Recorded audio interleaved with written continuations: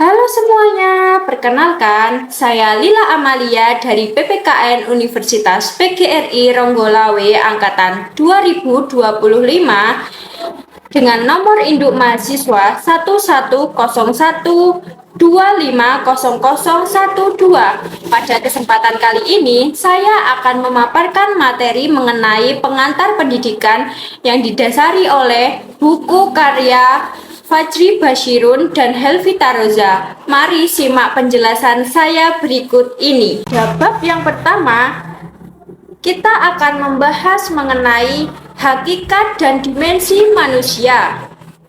Sifat hakikat manusia mencangkup manusia sebagai makhluk hidup yang memiliki akal yang digunakan untuk berpikir dan juga bertingkah laku. Umar mengatakan bahwa manusia memiliki kemampuan yang pertama untuk menyadarkan diri. Nah, di sini menyadari diri ini berkaitan dengan sadar akan karakteristik yang dimiliki oleh dirinya sendiri. Yang kedua, bereksistensi untuk memposisikan dirinya di hal baik maupun hal buruk. Yang ketiga, kata hati. Kata hati digunakan oleh manusia untuk membuat suatu keputusan, yang mana nantinya akan berhubungan dengan moral. Jika manusia memiliki hati yang baik, maka moralnya juga baik. Begitu pula sebaliknya. Selanjutnya ada tanggung jawab. Manusia harus mempunyai tanggung jawab untuk perbuatannya yang telah dilakukan saat ini maupun nantinya dan memikirkan bagaimana dampak ke depannya. Maka dari itu, manusia harus memiliki rasa tanggung jawab untuk bertanggung jawab pada dirinya sendiri. Selanjutnya ada rasa kebebasan. Rasa kebebasan berarti kita bebas melakukan segala sesuatu hal. Namun, perlu diperhatikan, hal tersebut harusnya tidak bertentangan dengan kodrat kita sebagai manusia. Kita juga perlu membatasi hal-hal tersebut yang sekiranya buruk untuk kita, maka kita tidak boleh terlalu membebaskan diri. Selanjutnya, kewajiban dan hak. Kewajiban dan hak ini harus dilaksanakan karena kita sebagai manusia memiliki kewajiban. Nah, setelah melaksanakan kewajiban, maka kita secara otomatis akan memiliki hak. Hak untuk hidup, hak untuk mendapat pendidikan yang layak, dan lain-lain. Selanjutnya, kebahagiaan. Kebahagiaan merupakan proses yang dihasilkan dari tahapan yang pertama, usaha. Yang kedua, hasil takdir. Dan yang terakhir, kesediaan kita untuk menerima segala sesuatunya. Maka setelah menempuh beberapa tahapan tadi, kita sebagai manusia berhak untuk memiliki kebahagiaan. Dimensi hakikat manusia mencangkup yang pertama, keindividualan. Nah, di sini peran pendidikan sangat membantu, yakni membantu dalam menemukan tanggung jawab dan juga pendiriannya dari masing-masing setiap individu. Yang kedua, kesosialan.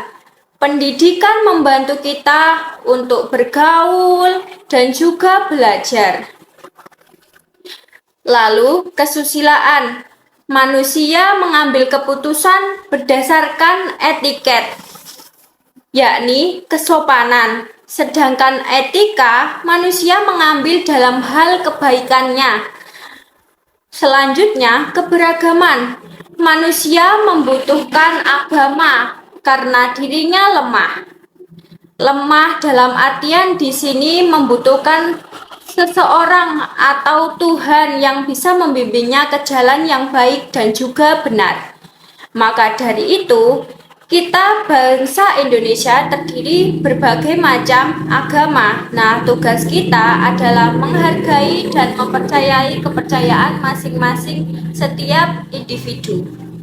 Dikatakan sebagai manusia seutuhnya bila kita memiliki jasmani, rohani, akal, fisik, dan psikis yang seimbang.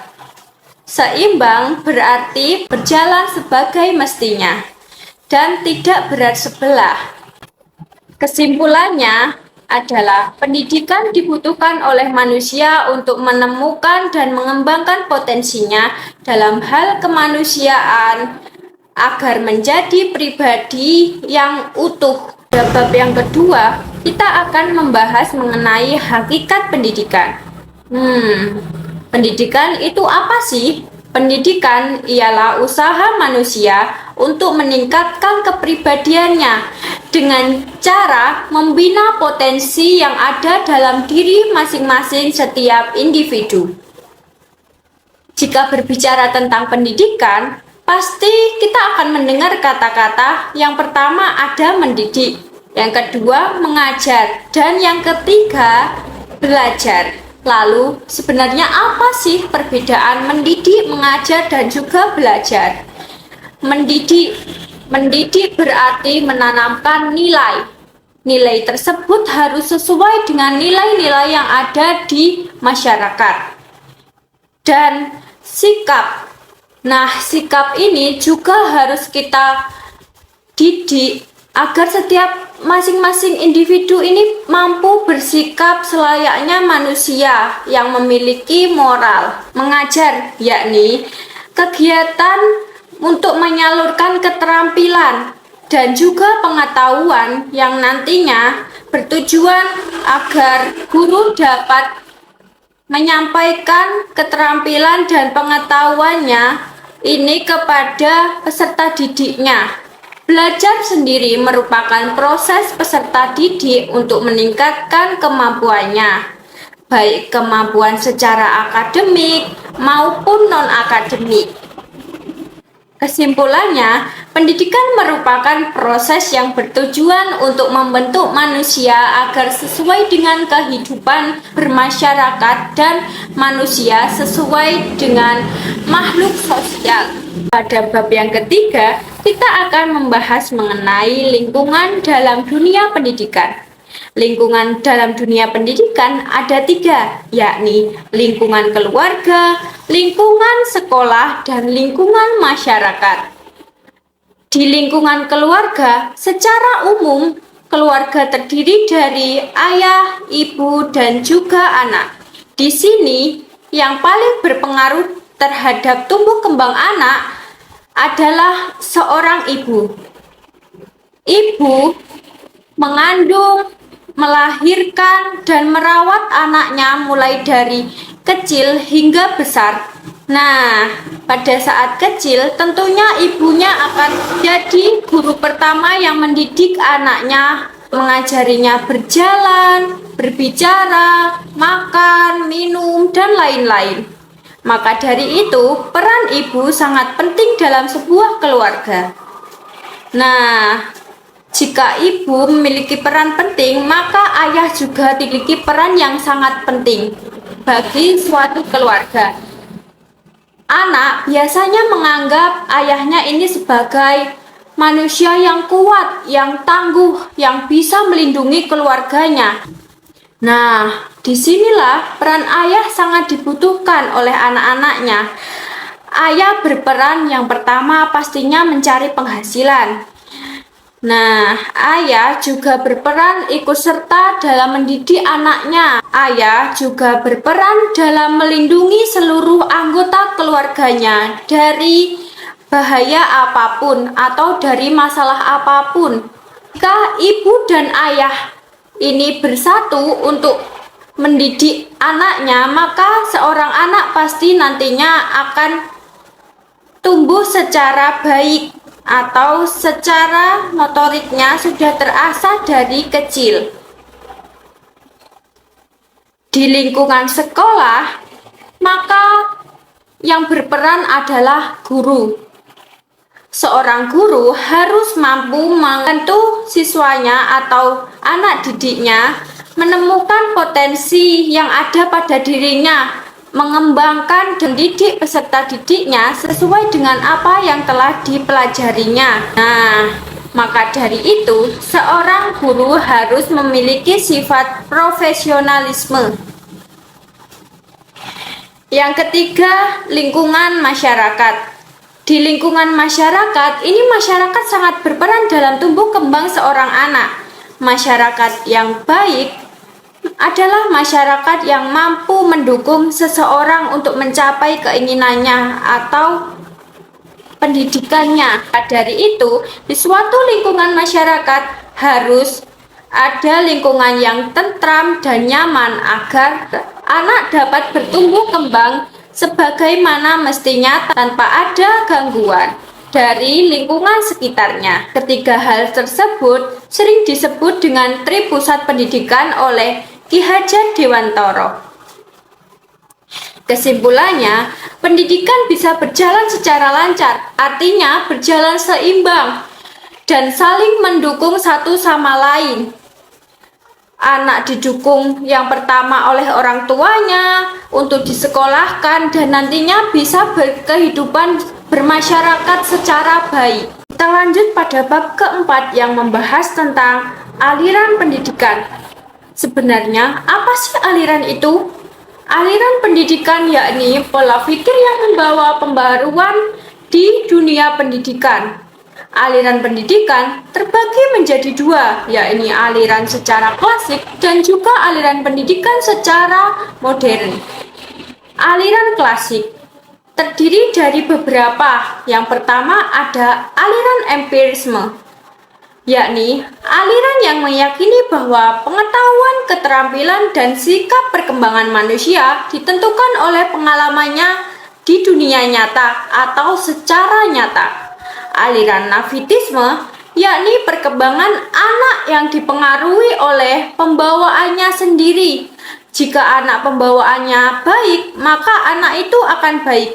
Jika pembawaan anak itu buruk, maka pembawaan anak itu akan buruk. Nah, pada aliran ini, alam tidak terlalu mempengaruhi tentang perkembangan anak. Aliran konvergensi ini mempercayai bahwa faktor perkembangan anak itu dipengaruhi oleh pembawaan dan lingkungannya yang sama pentingnya. Bila pembawaan anaknya itu baik dan didukung oleh lingkungan yang baik pula, maka akan menghasilkan individual yang baik. Aliran naturalisme yakni mempercayai bahwa pembawaan anak sesuai dengan lingkungan alami, tidak dibuat-buat. Di sini maksudnya anak dibiarkan tumbuh secara alami berdasarkan naluriahnya, tidak dibimbing, dipengaruhi oleh pikiran-pikiran yang justru akan menghasilkan anak sesuai keinginan seseorang atau keinginan orang tuanya. Aliran modern atau aliran yang saat ini sedang terjadi. Yang pertama ada aliran progresivisme, yakni aliran untuk melatih anak agar kelak dapat bekerja dan mencari pekerjaannya melalui bakat dan minat yang telah diasah sesuai yang dipelajarinya di sekolah maupun di kehidupannya. Aliran esensialisme, yakni aliran yang mempercayai bahwa penyampaian warisan budaya dan sejarah sangat berpengaruh dalam tumbuh kembang anak agar tidak melupakan identitas budayanya atau sejarah yang berkembang di masyarakat. Aliran selanjutnya ada aliran rekonstruksionalisme, yakni aliran yang bertujuan menumbuhkan rasa seseorang akan kesadaran dalam berpolitik, bersosial, dan juga pada ranah ekonomi, dan disertai pula dengan cara untuk mengatasi segala permasalahan tersebut. Aliran selanjutnya ada aliran perennialisme, yakni aliran untuk membentuk zaman berpikir logis yang didasari oleh pemikiran pribadinya atau secara logika, bukan hanya sekedar penyesuaian zaman. Lalu ada aliran idealisme yang menganggap bahwa sesuatu yang nyata di dunia ini hanyalah ide, di mana ide ini digunakan untuk menemukan jalan yang pasti. Kesimpulan dari aliran tersebut adalah setiap aliran ini memberikan dasar filosofis bagi tujuan dan metode di dunia pendidikan. Kita lanjutkan pada bab yang kelima yang membahas mengenai masalah pendidikan. Jika kita berbicara mengenai pendidikan, pasti selalu ada masalah yang terjadi di dalamnya. Nah, berikut ini beberapa faktor yang menyebabkan pendidikan Indonesia semakin terpuruk. Di antaranya, ada faktor dari rendahnya sarana fisik atau sarana prasarana yang tidak memadai di sekolah, seperti gedung dan prasarana yang lainnya. Yang kedua, ada faktor dari rendahnya kualitas pendidik atau pengajar. Yang ketiga, ada rendahnya kesejahteraan pendidik. Nah, bagaimana guru itu dapat menjalankan tugas sebagaimana mestinya? Nyatanya pendidikan di Indonesia ini gurunya tidak didukung, dalam artian guru tidak diberikan gaji yang layak. Saat ini banyak sekali guru honorer yang belum tercatat sebagai pegawai negeri. Pemerintah selayaknya memperhatikan kesejahteraan guru, salah satunya dengan memberikan gaji yang layak. Karena setelah memperoleh gaji yang layak, guru tidak perlu lagi harus memikirkan besok makan apa, dan bahkan memiliki pekerjaan sampingan yang akan mempengaruhi proses dalam mengajarnya. Guru bisa memfokuskan dirinya hanya kepada peserta didiknya, tidak kepada kebutuhan yang lain. Rendahnya prestasi siswa. Nah, rendahnya prestasi siswa ini disebabkan juga salah satunya karena tenaga pendidikan yang kurang profesional.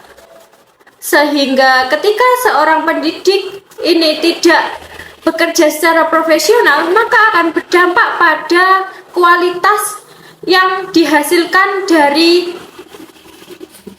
proses mengajarnya tersebut, dan siswa akan rendah dalam hal prestasinya. Yang kelima, kurangnya faktor pemerataan pendidikan di Indonesia. Jika membicarakan kesetaraan pendidikan, ini seharusnya kita tidak lagi bisa mendengar tentang anggapan bahwa pendidikan atau sekolah yang ada di kota itu lebih baik daripada di desa, atau sekolah favorit itu hanya berada di beberapa lokasi sekolah saja. Namun semua sekolah harus, tidak ada yang namanya sekolah yang difavoritkan. Faktor selanjutnya adalah mahalnya biaya pendidikan Indonesia. Nah, sebetulnya biaya pendidikan ini harusnya ditanggung oleh pemerintah, dan sekolah juga setelah ditanggung pemerintah ini tidak lagi melakukan pemungutan liar kepada siswanya. Contohnya pemungutan liar pada SPP, uang gedung atau lain sebagainya, padahal itu sekolah negeri. Kita membicarakan sekolah negeri, lain dengan sekolah swasta yang nanti juga konsekuensinya pastinya beda. Nah, dari pemaparan itu, maka kita dapat mengambil kesimpulan, pendidikan bukan hanya tentang mendidik, namun pendidikan harus memanusiakan manusia, bukan hanya mengasah kemampuan dalam berpikir saja. Anak didik dan pengajar harus diperlakukan sebagaimana mestinya sebagai manusia, di mana mendapatkan, jika ia sudah melakukan kewajibannya, maka dia juga berhak memperoleh hak untuk dirinya sendiri dalam hal apapun. Kita lanjut ke bab yang keenam, yakni pembaruan pendidikan nasional, di mana tujuan dari pembaruan ini adalah menyesuaikan pendidikan dengan zaman dan kebutuhan zaman dalam hal menyelesaikan masalah yang terjadi pada zaman tersebut. Nah, perkembangan pendidikan ini dipengaruhi oleh beberapa faktor, yakni perkembangan iptek atau ilmu pengetahuan, teknologi, dan seni, laju pertumbuhan penduduk, yang artinya seseorang akan terus berkembang dan akan terus melahirkan generasi-generasinya. Selanjutnya, aspirasi masyarakat, yakni ada sebagian orang yang menerima dan ada juga yang menolak perkembangan ini.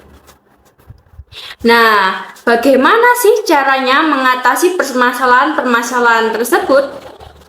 Salah satu caranya adalah pembangunan gedung sekolah yang merata, artinya tidak ada gedung sekolah yang rusak atau tidak memadai dalam hal sarana prasarana pembelajaran. Ada juga mengoptimalkan kebutuhan pendidikan yang berupa sarana dan prasarananya harus sesuai dengan kebutuhan pendidikan. Yang tidak kalah pentingnya adalah menyediakan pendidik yang profesional dalam bidangnya atau sesuai dengan keahliannya dalam mendidik seseorang. Kesimpulannya, pembaruan pendidikan ini sangat diperlukan agar pendidikan lebih relevan dengan kebutuhan zaman yang akan datang. Lalu, kita berlanjut pada bab yang ketujuh, yakni membahas tentang unsur-unsur yang menyangkut usaha dalam pendidikan. Unsur-unsur tersebut ada 3, yakni unsur masukan atau unsur yang memiliki ciri yang ada pada peserta didik. Cirinya anak itu seperti apa, tingkah lakunya seperti apa, sikapnya seperti apa, harus diketahui. Yang selanjutnya ada unsur usaha, yakni berupa pendidik. Pendidik dalam hal ini seperti guru, kurikulum, dan tempat belajar, serta buku yang akan digunakan pendidik dalam belajar mengajar. Yang ketiga ada unsur hasil, yakni berupa hasil belajar yang telah diajarkan oleh pendidik sebelumnya. Ini berupa ilmu pengetahuan baru atau perkembangan ilmu pengetahuan yang ada pada peserta didik. Selanjutnya kita bahas komponen penyusun dari sebuah pendidikan, yakni ada komponen tujuan dan prioritas, di mana apa sih sebenarnya pendidikan itu dilakukan, tujuannya untuk apa, dan prioritasnya itu untuk peserta didik atau pendidik yang seperti apa. Komponen selanjutnya ada peserta didik, ada guru, dan juga pelaksana, yang mana akan membantu peserta didik dalam proses belajarnya. Selanjutnya ada komponen berupa fasilitas dan teknologi yang memadai dalam hal belajar mengajar. Artinya, fasilitas ini harus sesuai dengan kebutuhan dalam proses pembelajaran. Nah, sebetulnya pendidikan di Indonesia itu dilandasi oleh apa sih? Pendidikan di Indonesia ini dilandaskan oleh Pancasila sebagai dasar landasan IDIL, Undang-Undang Dasar 1945 sebagai dasar konstitusional yang bertujuan membentuk manusia Indonesia yang beriman, bertakwa, bermoral, dan juga berilmu. Dari pemaparan tersebut, dapat kita ambil kesimpulan bahwa sistem pendidikan nasional adalah gunanya sebagai alat pengembangan kebudayaan bangsa yang berlandaskan nilai sosial budaya yang ada di Indonesia. Lanjut pada bab yang ke-8, yang membahas mengenai landasan pendidikan. Landasan pendidikan ada 3, yakni landasan sosiologis, yakni pendidikan sesuai dengan perkembangan nilai-nilai yang ada di masyarakat dan juga berdasarkan norma sosial yang berlaku.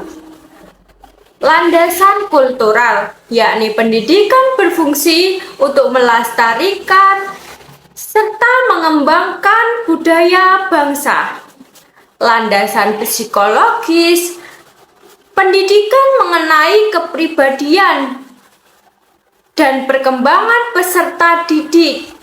Kepribadian anak itu seperti apa dan nantinya akan dikembangkan seperti apa.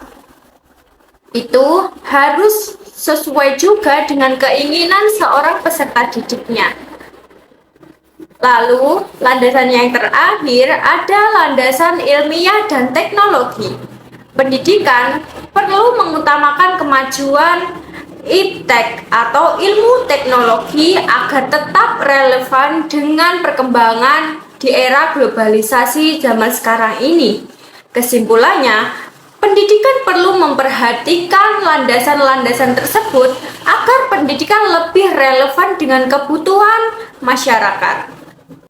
Kita beralih pada bab yang terakhir, yakni bab 9 yang membahas mengenai guru dan peranannya.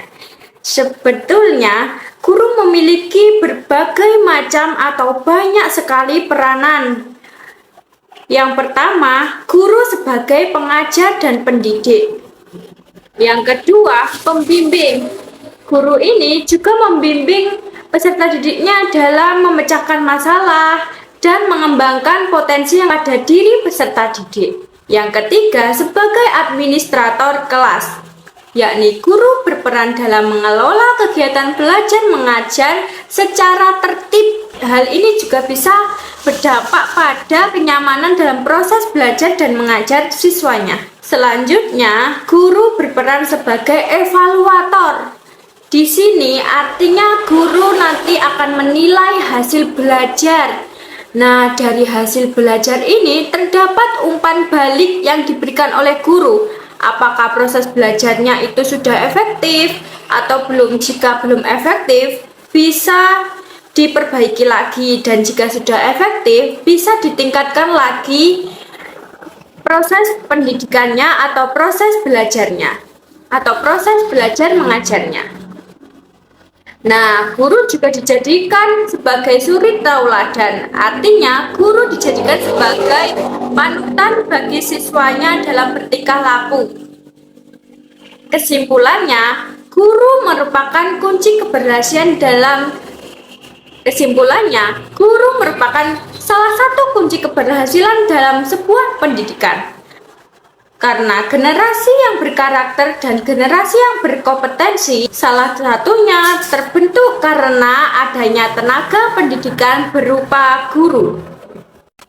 Selesai sudah penjelasan saya mengenai pengantar pendidikan. Mohon maaf bila ada kata-kata dari saya yang kurang berkenan bagi pemirsa. Terima kasih sudah mendengarkan dan memperhatikan penjelasan saya. Semoga ilmu ini bisa bermanfaat bagi kita semua. Sampai jumpa di video selanjutnya.